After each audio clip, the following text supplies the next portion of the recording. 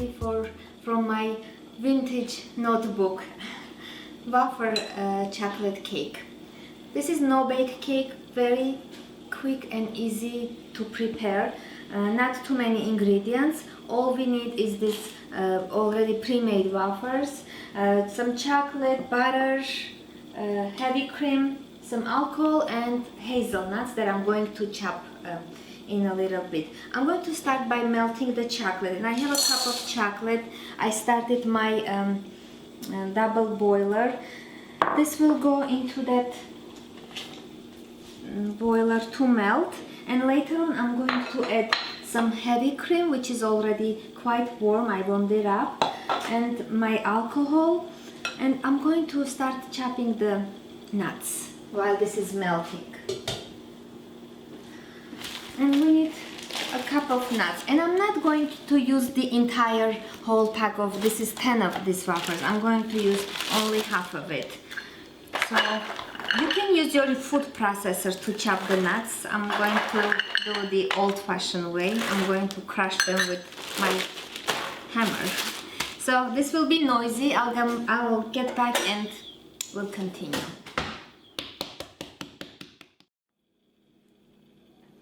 The chocolate is melted smooth. I'm going to add this hot, not boiled, heavy cream, and I'll add my alcohol. And you don't like the alcohol, it just gives really nice flavor to the chocolate. I'm using orange liqueur. I'm going to add that, and again, optional ingredient, Nutella. It tastes really good when you add some Nutella, and I'm going to add it. If you don't like Nutella taste, leave it out. Nothing will happen. You will still have really good tasting chocolate wafer cake. And of course the nuts will go in. Let me just quickly mix this. And timing for this cake is very crucial. You want to make sure you spread the this mixture while it's still warm, because if it starts getting colder, it will be hard to spread. So I'm just going to nicely mix it together, add the nuts, and start spreading it on the waffles. Okay, this looks nice. And I will usually use 5 or 6 of these layers. And I buy this from my local Mediterranean or Armenian store. I really don't know where to find this, but I'll look up online. I'll see if I can find another online store or a place that sells it online, and we'll place the link in on my blog. Alright, this is ready, and I can start just spreading it on my wafers.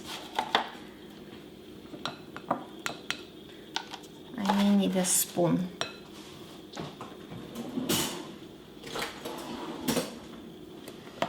Just as much as you need to cover the entire layer.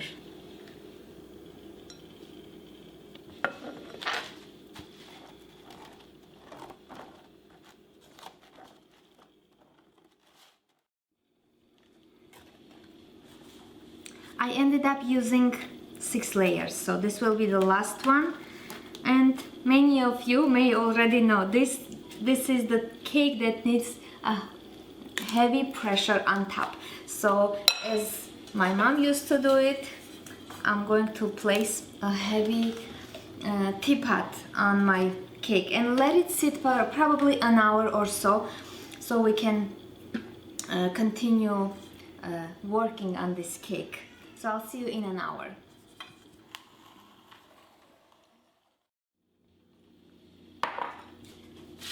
I decided to switch the teapot to this thing, so I can put it in fridge to cool down and kind of stick better and faster. You can do that as well, and you can serve the cake just like this, or as I like to serving is with some extra chocolate on top.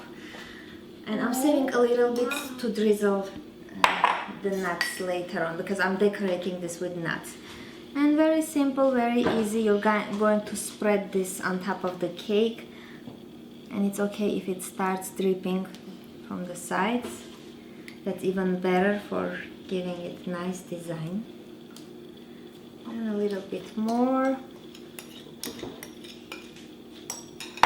And I'll just start placing a few hazelnuts.